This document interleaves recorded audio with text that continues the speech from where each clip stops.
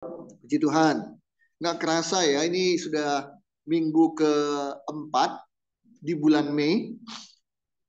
Minggu depan kita sudah memasuki bulan Juni. Sudah memasuki setengah tahun. Nggak kerasa. Baru kemarin rasanya kita Natalan. Baru kemarin kita tahun baru. Sekarang kita sudah masuk di tengah tahun minggu depan ya. Semua kita bisa jalani tentunya dengan pertolongan dan kemurahan Tuhan. Kalau bukan karena Tuhan, mungkin kita sudah sudah capek. Mungkin ada yang bilang, aduh, sudah lelah. Bahkan mungkin ada yang sudah hampir putus asa. Karena dalam hidup ini ada suka, ada duka. Kadang suka lebih banyak, tapi kadang duka lebih banyak. Itulah perjalanan hidup. Nah, karena itu kita selalu menyandarkan hidup kita hanya kepada Tuhan. Hanya mengandalkan Tuhan. Karena bersama dengan Tuhan, kita menjadi kuat. Haleluya. Pagi ini saya akan menyampaikan firman Tuhan dengan judul Pembalasan Tuhan. Pembalasan Tuhan. Kita buka kitab Yeremia. Pasal 21 ayat 14. Yeremia 21 ayat 14.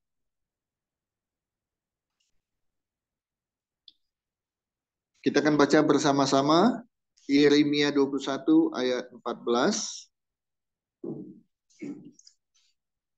1, 2, 3. Aku akan melakukan pembalasan kepadamu sesuai dengan hasil perbuatanmu. Demikianlah firman Tuhan. Aku akan menyalakan api di hutannya yang memakan habis segala sesuatu yang di sekitarnya. Oke. Firman Tuhan yang kita baca dalam Yeremia 21 ayat 14 berkata, aku itu bukan saya, bukan Yunus. Ya, aku akan melakukan pembalasan kepadamu sesuai dengan hasil perbuatanmu. Tuhan membalas setiap perbuatan kita setimpal. Apa yang kita kerjakan, itu yang akan Tuhan balas. Nah, pertanyaannya, pembalasan Tuhan itu, pembalasan yang bagaimana? Dan terhadap apa? Ya, kita buka Yeremia 25. Sesudah 21, Yeremia 25 ayat 12. Pembalasan seperti apa yang Tuhan lakukan dan karena apa?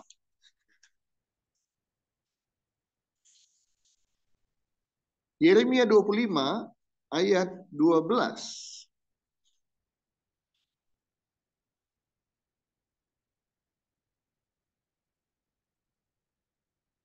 Kita baca Yeremia 25 ayat 12, 1, 2, 3. Kemudian sesudah genap ke-70 tahun itu, demikianlah firman Tuhan. Maka aku akan melakukan pembalasan kepada Raja Babel dan kepada bangsa itu oleh karena kesalahan mereka. Juga kepada negeri orang-orang Kasdim dengan membuatnya menjadi tempat-tempat yang tandus untuk selama-lamanya. Jadi Bapak Ibu Saudara kekasih dalam Kristus, pembalasan Tuhan itu ada dua. Sekali lagi, pembalasan Tuhan itu ada dua. Satu, pembalasan karena kita melakukan kesalahan, dia balas. Nanti yang kedua kita lihat. Tapi yang pertama, Tuhan melakukan pembalasan sesuai dengan perbuatan kita. Kalau perbuatan kita adalah perbuatan yang salah, perbuatan yang melanggar, perbuatan yang tidak taat, awas, hati-hati. Ada pembalasan dari Tuhan. Jangan punya pemikiran begini, Tuhan kan maha pengasih, Tuhan kan maha pengampun. Meskipun saya melanggar perintahnya, saya melanggar firman-Nya, Tuhan ngampunilah. Saya masih ingat waktu SMP, Saya sekolahnya kan di sekolah Katolik. Jadi 1 bulan sekali kah? Ya mungkin 1 bulan 1 kali atau ini ya, kami ada murid-murid ikut ibadah. Nah, di Katolik kan yang disebut pendeta kan pastor, ya. Pastor khotbah. Nah, salah satu isi khotbahnya dia bilang begini. Mencuri itu masih Kristiani. Berbohong itu masih Kristiani. Tapi terus-terus mencuri, terus-terus berbohong itu bukan Kristiani. Nah, saya ingat sampai hari ini. Berapa puluh tahun lalu itu. Saya masih SMP. Saudara, adakah kita yang tidak pernah melakukan kesalahan? Ada? Tidak ada. Jadi kalau kita manusia melakukan kesalahan, melanggar perintah Tuhan, ya kita masih bilang, ya manusiawi lah. Masih Kristen, masih anak Tuhan. Ya, karena tidak ada satupun manusia yang luput dari dosa. Yang dari bangun pagi sampai tidur lagi, dari Senin sampai ke Senin lagi, yang tidak pernah melakukan dosa. Nggak ada lah. Oke, baik. Kita terima. Tuhan Maha Pengampun. Tuhan Maha Pemaaf. Oke. Tetapi terus-terus melanggar, terus-terus berdosa. Apakah pengampunan Tuhan juga terus? Tidak. Itu bukan berarti Tuhan kejam. Tapi Tuhan tidak mau kita terus jatuh di dalam dosa. Hanya dengan ucapan, Tuhan kan baik, Tuhan kan pengasih, Tuhan pengampun. Lantas terus-terusan dosa. Berapa waktu lalu kan saya sudah khotbah. Siapkah kita kalau Tuhan datang menjemput kita? Di mana Tuhan jemput, bisa bersamaan ketika dia datang nanti untuk kedua kali, semua tiba-tiba diangkat, hilang. Orang yang sudah mati dalam Tuhan juga dibangkitkan. Itu semua bersama-sama di seluruh dunia. Tapi ada saatnya Tuhan menjemput secara pribadi.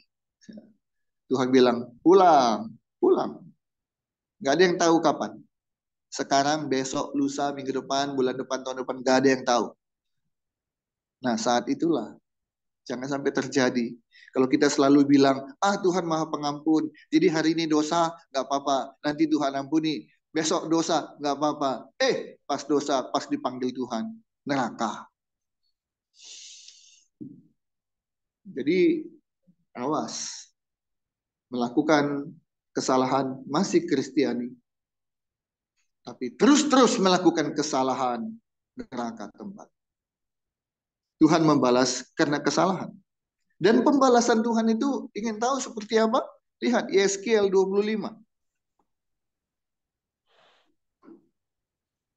Yeskiel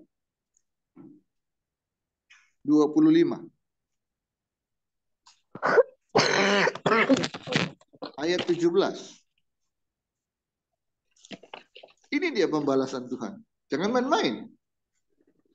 Yeskiel 25 ayat 17. Kalau kita melanggar, apalagi dengan sengaja, apalagi dengan sadar, tahu itu melanggar, tapi tetap aja ngotot dilakukan, bandel. Ini dia yang terjadi, saudara kekasih dalam Kristus. Kita baca Yeskiel 25 ayat 17 bersama-sama. 1, 2, 3. Aku akan melakukan pembalasan yang kejam terhadap mereka yang disertai pengajaran-pengajaran kemarahan, dan mereka akan mengetahui bahwa akulah Tuhan pada waktu aku melakukan pembalasan terhadap mereka. Saudara, jangan sampai ini terjadi dalam kehidupan kita. Jangan sampai terjadi. Jangan coba-coba. Jangan tes-tes Tuhan. Jangan. Ya, pengen tahu gimana kalau Tuhan marah. Jangan. Aku akan melakukan pembalasan yang kejam. Kalau Tuhan sudah marah, murkanya luar biasa. Jangan sampai terjadi, saudara kekasih. Ya, jangan sampai terjadi. Ayo buka lagi Ibrani 10 ayat 31. Ibrani 10 ayat 31.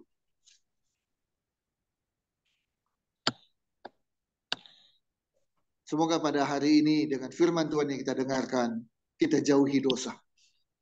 Kita tinggalkan dosa. Jangan sekali-kali melakukan, apalagi dekat-dekat dengan dosa. Ibrani 10 ayat 31. 1, 2, 3. Ngeri benar kalau jatuh ke dalam tangan Allah yang hidup. Apa kata-katanya? Ngeri benar. Aduh. Menakutkan, ngeri kalau jatuh dalam pembalasannya Tuhan. Jangan main-main. Tuhan kita itu pencemburu.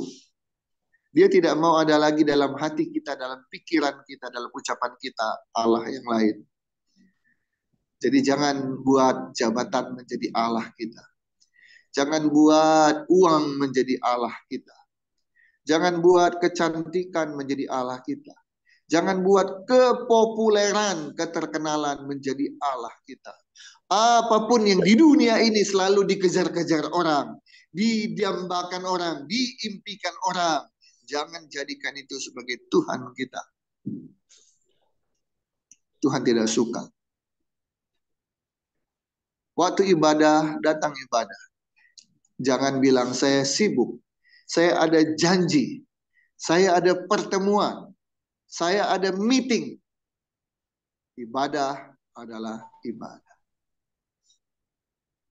Jadi diuji, hati kita ada pada Tuhan atau hati kita pada uang, pada jabatan. Yang punya toko, hari Minggu buka enggak? Ayo, waduh, hari Minggu tuh paling ramai. Ya, paling ramai. Bagaimana dong? Kalaupun misalnya contoh buka restoran, nah, kan hari Minggu yang ramai ya, betul nggak? Atau apalah yang justru hari Minggu itu ramai. Jadi kalau saya tutup, waduh, gimana? Baik, kalaupun karena sifat bisnis kita adalah Sabtu Minggu yang ramai, nah, Minggu silakan buka. Tokonya yang buka ya. Tapi yang punyanya kemana? Ke gereja. Paham ya? Kalau belum punya keberanian tutup pada hari Minggu, karena itulah hari Tuhan, oke, silakan buka tokomu. Tapi engkau ada di mana? Bukan di tokomu. Tapi ada di rumah Tuhan. Ya. Dan waktu engkau ibadah, jangan pikiranmu ada pada tokomu. Ibadah selesai, langsung cepat-cepat pulang, mau pergi kemana? Ke toko. Jangan. Ya, harusnya sebenarnya Minggu toko tutup. Waktu untuk Tuhan. Tapi kalaupun buka, silakan. Ada orang-orangmu yang kerja di sana. Udah. Serahkan pada Tuhan. Tuhan yang jaga. Tuhan lindung. Hatimu, pikiranmu, tubuhmu ada pada rumah Tuhan. Ya, jangan sampai menyakiti hati Tuhan. Hanya karena hati pikiran kita ada pada hal yang lain, bukan pada Tuhan. Saudara bisa bayangkan nggak? Saya duduk dengan istri saya, dia bicara dengan saya, tapi saya pikirin hal-hal lain. Terus dia bilang, betul kan Pak? Apa? Saya bilang, tuh, emang tadi nggak dengar? Oh iya ya, oh, coba ulangi lagi. Ini kata istri saya, tadi begini gini gini gini, tapi saya masih Betul nggak, Pak? Apa? Aduh, coba kira-kira. Vera udah langsung senyum dia. Hah? Kalau ada yang begitu gimana, Vera? Hah? Kesel. Adik kita omongin. Begini, begini, begini, begini. Ngerti? Hah? Hah? Kalau kamu begini-begini, harus begini-begini, begini-begini, begini. Ngerti nggak? Hah? Aduh, 2 kali. Begini loh, kalau begini-begini gini, harus begini-gini gini. Kamu ngerti nggak? Hah? Kamu dengar nggak? Ngapain dari tadi? Hah?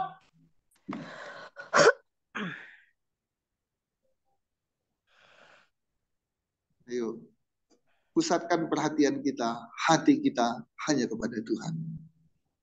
Dan kalau itu kita lakukan, percayalah, Tuhan pun memusatkan perhatiannya kepada kita. Saudara mau nggak diperhatikan oleh Tuhan? Mau ya? Mau kan? Mau kan perhatian Tuhan itu ditujukan pada kita kan?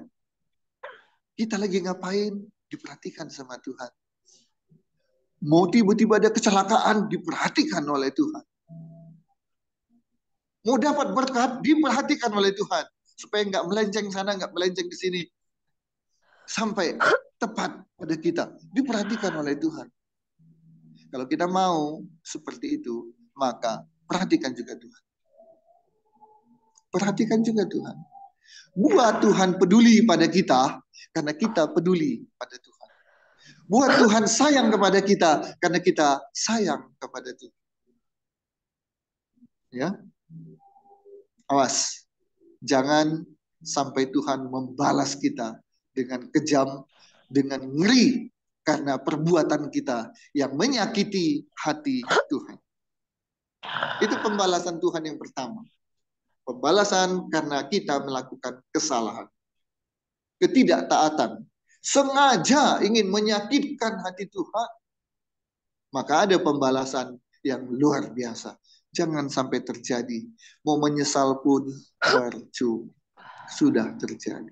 Tapi sebaliknya, ini yang kita harapkan dari Tuhan. Pembalasan yang kedua. Pembalasan apa? Pembalasan karena kesetiaan dan ketaatan kita. Nah, kita buka Amsal 22. Amsal 22 ayatnya yang keempat. Ini yang kita mau. Ini yang kita inginkan. Ini yang kita rindukan terjadi dalam kehidupan kita. Kenapa? Ada pembalasan Tuhan. Sama, pembalasan juga. Tapi pembalasan yang ini menyenangkan. Pembalasan seperti apa itu? Ayo kita lihat, kita baca. Amsal 22 ayat yang keempat. 1, 2, 3. Ganjaran kerendahan hati dan takut akan Tuhan adalah kekayaan, kehormatan, dan kehidupan. Itu dia pembalasan dari Tuhan. Tuhan memberikan satu, apa? Kekayaan. Siapa yang mau kaya? Oh, semua mau. Semua mau. Benar, Pak, betul. Ya, gini, jangankan jadi orang kaya ya. Membayangkan kekayaan aja udah rasanya gimana? Ngacai. Ya. Tuhan akan memberikan kekayaan. Yang kedua apa? Kehormatan. Coba. Dihormati. Dihargai. Dan yang ketiga, kehidupan. Apa itu? Semua orang mau pendek umur atau panjang umur? Semua mau panjang umur. Siapa yang bisa memanjangkan umurnya walaupun sehari? Nggak ada yang bisa. Tuhan yang mengatur umur kita. Mau pendek, mau enggak, mau panjang, semua Tuhan yang ngatur. Dan bagi orang yang rendah hati dan takut akan Tuhan, pembalasan dari Tuhan adalah kekayaan, kehormatan, dan kehidupan. Enak nggak? Enak nggak? Enggak. Menurut saya nggak enak. Yang benar apa? Enak sekali. Iya dong. Kita terima hadiah. Senang nggak? Enggak. Tapi apa? Senang sekali. Ya. Ini kerinduan kita, saudara dalam Kristus. Kita diberikan kekayaan oleh Tuhan. Bukan karena kerja keras kita, karena banting tulang kita, karena peras otak kita. Enggak. Kita kaya karena Tuhan. Beda nggak orang yang kaya karena usahanya sendiri, dia mati-matian cari uang dan akhirnya jadi kaya, dengan orang yang kaya karena Tuhan. Beda nggak? Apa bedanya? Apa bedanya? Orang yang kaya karena usaha sendiri, gimana? Satu, capek, setengah mati. Orang tidur, dia masih kerja. Satu, capek.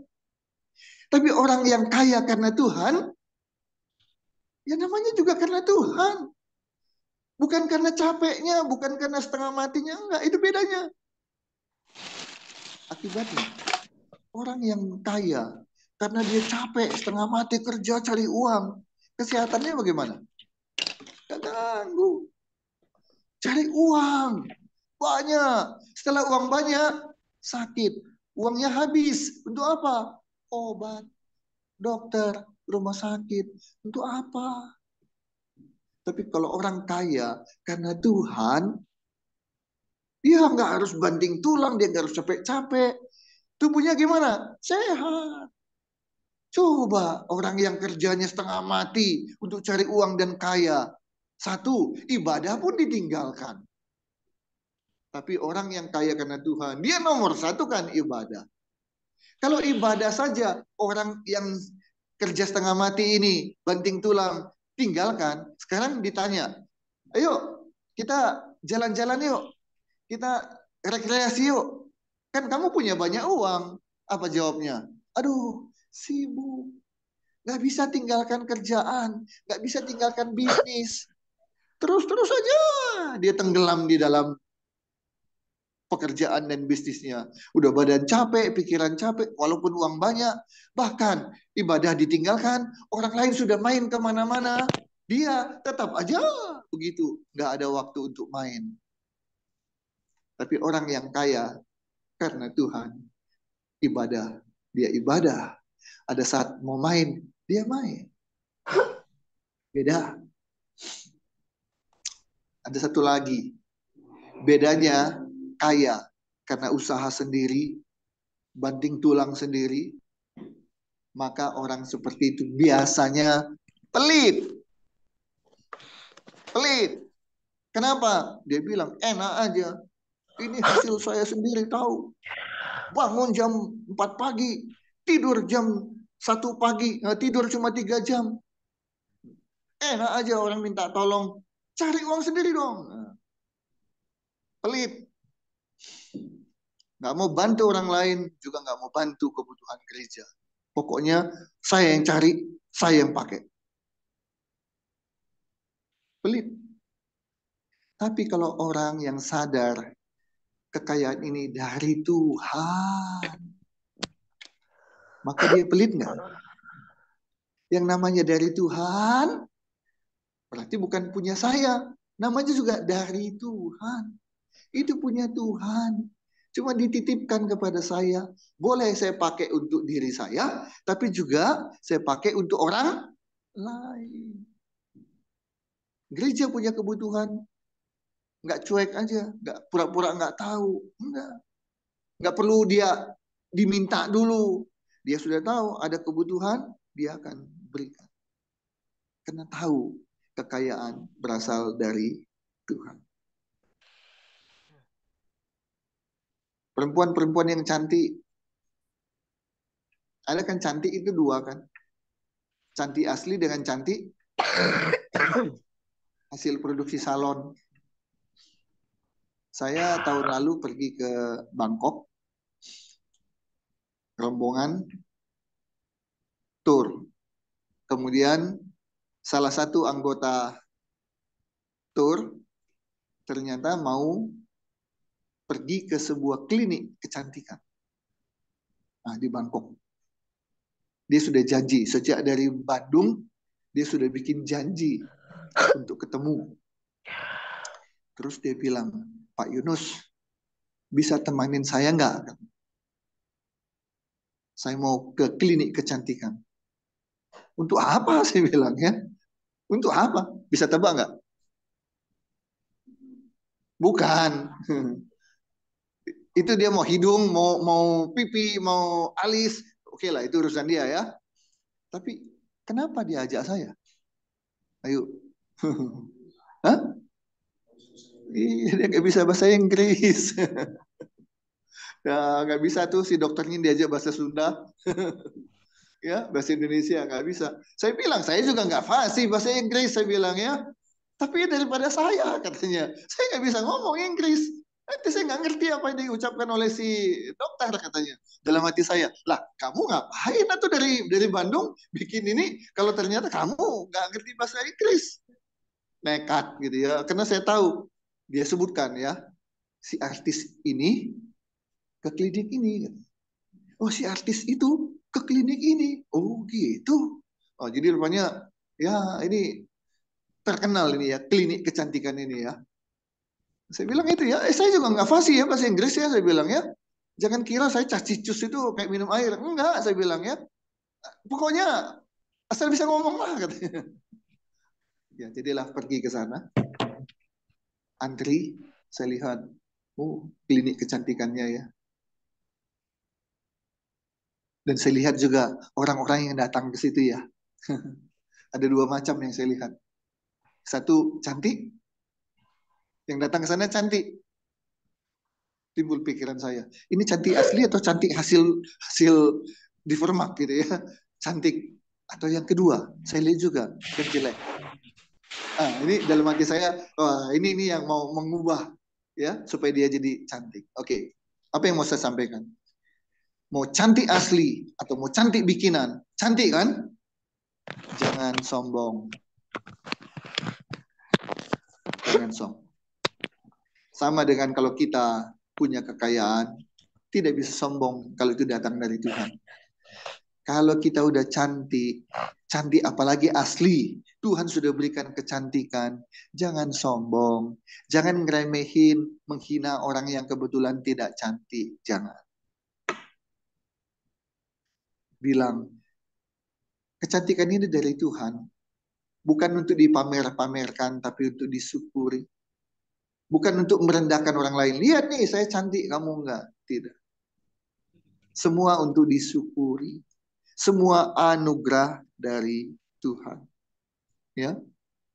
Nah itu tadi, kalau kita taat menjalankan perintah Tuhan, rendah hati, nggak sombong, ya, taat, takut akan Tuhan, jauhi dosa, karena nggak mau dapat pembalasan yang kejam, nggak mau mendapat kengerian kalau melakukan pelanggaran, selalu setia, menyenangkan hati Tuhan, maka Tuhan membalas dengan kekayaan, kehormatan, dan kehidupan. Saudara mau dikasih uang 5 miliar? Mau? Maulah. Tapi kalau orang yang bijak, jangan langsung jawab mau. Si Apit mau dikasih uang 5 miliar? Jangan jawab mau. Jawabnya apa? Ada syaratnya enggak? Betul apa betul? Itu. Sekarang kalau saya tanya, si Apit mau 5 miliar? Mau. Tapi jantungnya untuk saya ya. Ayo gimana? Wah tuh. Ya nggak apa-apa. Yang penting kasih dulu waktu 6 bulan. Senang-senang. Mau keliling dunia, mau apa segala macam 6 bulan dengan 5 miliar. Toh juga Ci Apit juga mati kan? Betul nggak? Ya udah 6 bulan aja. 5 miliar. Sama kan? Terima nggak? Lu kasih 100 miliar juga. Gua nggak mau. Betul nggak? Vera juga. Bilang apa? Iya, iya mah, iya mah. 100.000, 100 miliar, terima aja, gitu? Oh, enggak. Kalau mamanya bilang, iya, saya terima 100 miliar, saya kasih jantung saya. Vera bilang apa? Jangan, nah, gitu kan. Untuk apa kita punya kekayaan, kita punya kehormatan, tapi mati satu. Yang celakanya apa? Hidup enggak, mati pun enggak, setengah mati. Wah sih, gitu ya. Setengah mati, mau enggak? Ya enggak mau. Tapi yang Tuhan berikan itu luar biasa. Kekayaan, kehormatan, dan kehidupan. Kalau Tuhan kasih kehidupan, bukan kehidupan yang sakit-sakitan. Ya, oke. Kita baca lagi ya. Matius 25 ayat 21. Matius 25 ayat 21.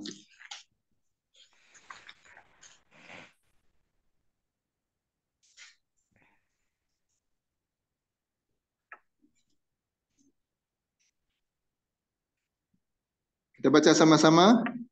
Matius 25 ayat 21. 1, 2, 3. Maka kata tuannya itu kepadanya, baik sekali perbuatanmu itu, hai hambaku yang baik dan setia. Engkau telah setia dalam perkara kecil, aku akan memberikan kepadamu tanggung jawab dalam perkara yang besar. Masuklah dan turutlah dalam kebahagiaan Tuhanmu. Apa yang dicari orang di dunia ini, saudara kekasih dalam Kristus? Apa yang dicari orang? Uang. Kalau punya uang, untuk apa uang itu? Untuk apa? Beli. Oke, beli apa? Rumah, mobil, apa lagi? Makanan, apa lagi? Baju. Oh, perempuan. Iya. Makanan, baju, apa lagi? Perabotan. Oke, untuk rumah. Rumah sudah ada, masa kosong. Mobil sudah ada. Baju sudah ada. Makan yang enak-enak. Apa lagi? Hah? Hah? Motor. Udah punya mobil, ngapain punya motor gitu ya? Oke, motor. Mungkin motornya motor yang ini ya, harganya juga ratusan juta. Oh, oke. Apa lagi? Pesawat. Parkirnya susah. Oh, parkir di mana pesawatnya gitu ya? Oke. Apa lagi? Sepatu. Betul? Tas. Masa beli beli baju doang? Aduh, beli tasnya. Satu tas bisa harga berapa? Ya, kalau nggak punya uang ya cepet nopek juga cukup lah, ya. Tapi kalau punya banyak uang, ayo beli tas yang berapa? 20 juta. 20 juta harga sebuah tas murah atau mahal? Mahal. Ada yang 500 juta loh. Kalau ada yang menawarkan kepada Ciapit, Ciapit ini ada tas 200 juta dengan 500 juta. Ambil yang mana? Dikasih. Oh, tahu. Tahu ya, pasti milih yang 500 juta. Kalau suruh beli, beli yang mana? Itu kan bagi yang bolui. Yang tidak punya duit. Lah, kalau punya duit, pilih yang mana? Yang mahal. Lah, itulah kalau kita punya semuanya, orang cari uang untuk hal-hal seperti itu. Pada ujung-ujungnya, dia udah punya rumah, dia punya mobil, dia punya perabotan, dia bisa beli apa aja. Dari ujung rambut sampai ujung kaki, jalan dia begini-gini. Kenapa? Kenapa? Karena di sini. Terus bukan cuma begini, begini. Cincinnya penuh di 5 jari, terus di sini juga berderet sini, berderet sini, terus gini juga. Ya, karena kalungnya bukan satu, gitu ya. Sudah itu, ini udah ada, ini udah ada. Apalagi? Kenapa? Kakinya pun ada gelang. Waduh, tujuannya apa? Pamer. Kalau sudah pamer, rasanya bagaimana? Ah, bangga, bahagia, senang. Kan tujuan hidup manusia cari uang, cari kehormatan, hanya satu kan, cari kebahagiaan. Tapi apakah betul dia bahagia? Belum tentu. Apalagi untuk mencari uang, dia harus melakukan sesuatu yang mendukakan hati Tuhan. Tidak akan dapat kebahagiaan. Uangnya dia dapat, kekayaannya dia dapat, tapi kebahagiaannya dia tidak dapat. Tapi sebaliknya, firman Tuhan bilang, baik sekali perbuatanmu itu. Tadi ingat, Yeremia mengatakan, Tuhan membalas sesuai dengan perbuatan. Baik sekali perbuatanmu itu, hai hambaku yang baik, hambaku yang setia. Engkau telah setia dalam perkara yang kecil. Ayo belajar. Setia dalam perkara yang kecil. Jangan maunya setia kalau dikasih perkara yang besar. Tidak ada perkara besar kecuali dimulai dari yang kecil. Jadi suatu ketika saya tanya sama Gio, Gio, gimana? Jadi WL? Dia bilang enggak. Bukan enggak mau, enggak bisa.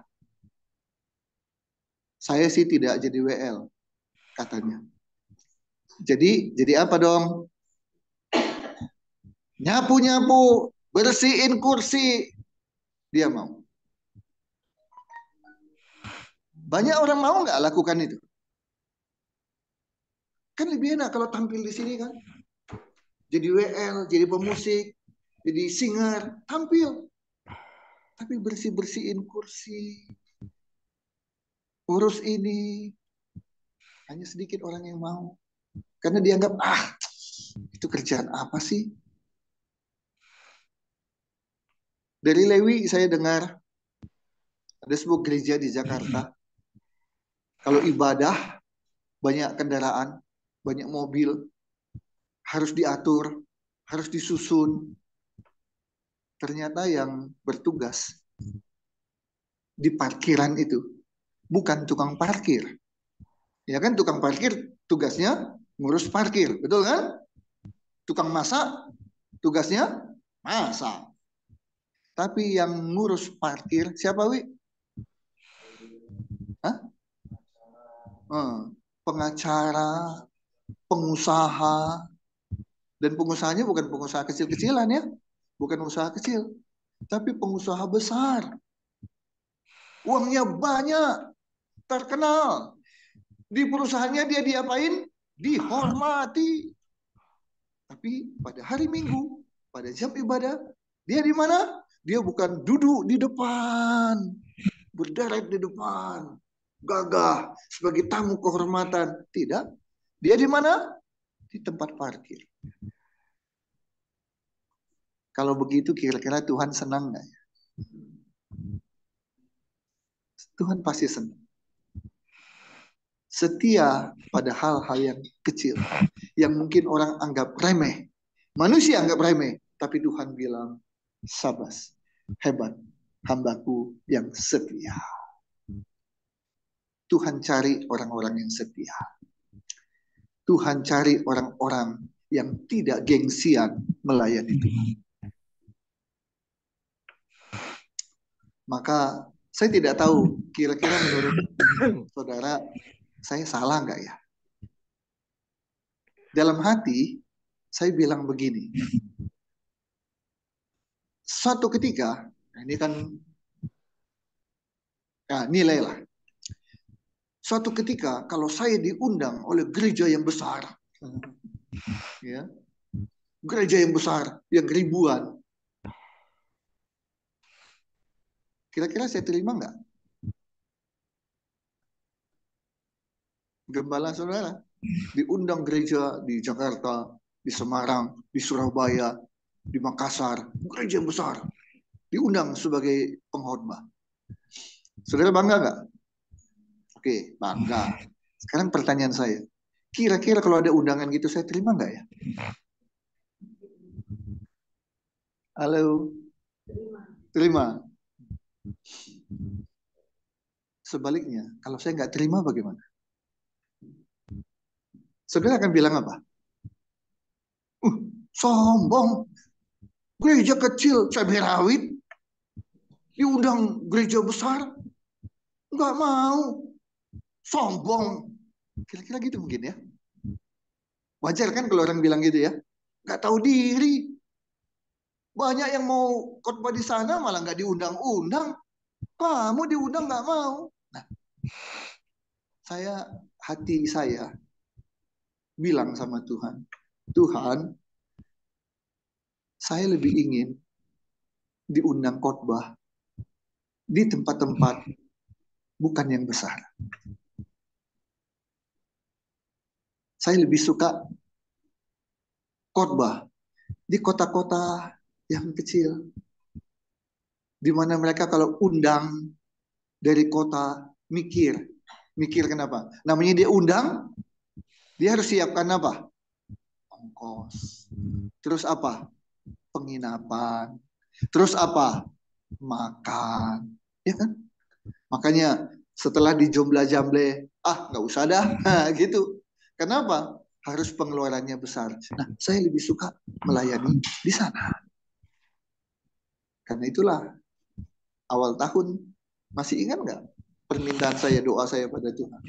Tuhan, jadikan saya orang kaya, supaya dengan kekayaan itu saya bisa melayani. Tidak minta-minta. Saya bisa pakai uang saya sendiri, dan kemudian sampai di sana bisa memberkati. Bukannya terima amplop gitu ya, tapi bisa memberkati. Ayo, mari kita belajar ya, setia. Setia dalam banyak hal. Salah satu kesetiaan yang harusnya kita lakukan, jangan justru malah hal yang itu kita nggak lakukan. Apa itu? Ketika ibadah, jangan datang terlambat. Mudah nggak untuk datang tidak terlambat? Mudah. Tapi saudara perhatikan, masih ada nggak? Jam ibadah sudah dimulai. Masih ada yang datang. Puji-pujian sudah dinaikkan. Masih ada yang datang. Khotbah sudah dimulai. Masih ada yang datang. Itu namanya terlalu. Ayo setia. Apa yang bisa kita lakukan menyenangkan hati Tuhan? Lakukan. Bisa datang sebelum ibadah mulai. Datang sebelum ibadah dimulai. Senangkan hati Tuhan. Maka Tuhan tahu bagaimana membalas, memberikan kesenangan kepada kita. Ayat terakhir kita baca. 1 Petrus 1. Ya, tadi Matius 25-21 mengatakan, turutlah dalam kebahagiaan. Nah, kebahagiaan dari Tuhan itu menjadi tujuan hidup kita. Sekarang ayat terakhir. 1 Petrus.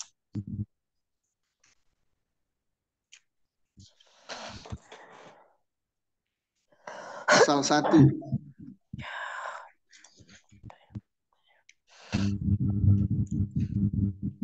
Ayatnya yang kedua.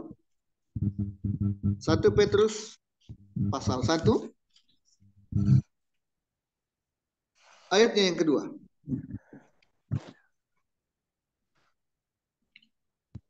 Baik, kita akan baca sama-sama sebagai ayat yang terakhir. 1 Petrus pasal 1 ayat 2, 1, 2, 3.